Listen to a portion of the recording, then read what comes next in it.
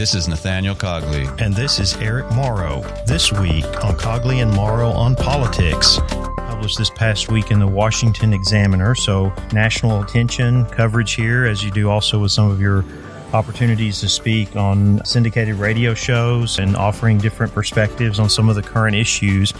And this article, I think, is right in line with what we do with our show. Why are we doing this for the people that we've elected to office? Why are we pointing out to them something that should be very, very relevant in this process? And this, I think, kind of shows you where the politics gets mixed in with all of this, the political theater, as we've said, with the impeachment process, and whichever side you're on, whether you like Trump or not, whether you think he's an effective or quality president or not, wherever that is, there's still a place for examining the central issues and what determines how a process like this either works or is even necessary at all. Respondents on Facebook who asked the question, why hasn't this come up in the impeachment hearings?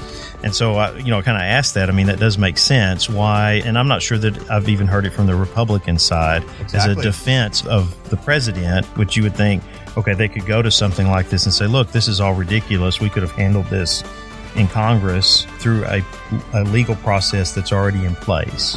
Yeah, exactly. I mean, I was just not hearing this in any debate, and there are a lot of thoughts I have that have been echoed elsewhere. But this was one I kept saying on some of my radio guest appearances elsewhere, and no one seemed to get it or follow through, and I never heard it in the discussions. And in the testimony this week, we really hear they're trying to see, is there evidence that President Trump was linking an investigation to releasing the funds? We see it overshadowing the election already, and we're moving into that election cycle where many are going to be pointing to, especially Republicans, I think, back to Democrats, saying, well, we could have been focused on policy and the good of the country while you were all wrapped up in this impeachment inquiry. Saying all that to bring it back to the steps that could have been done or taken by Trump and his administration that may have shielded them more from this and affirmed what the president was doing, whatever his intentions were. Previous episode, we looked at, are others going to get into the race, into this Democratic nomination process for president? I think specifically we spoke about potentially Hillary Clinton in there.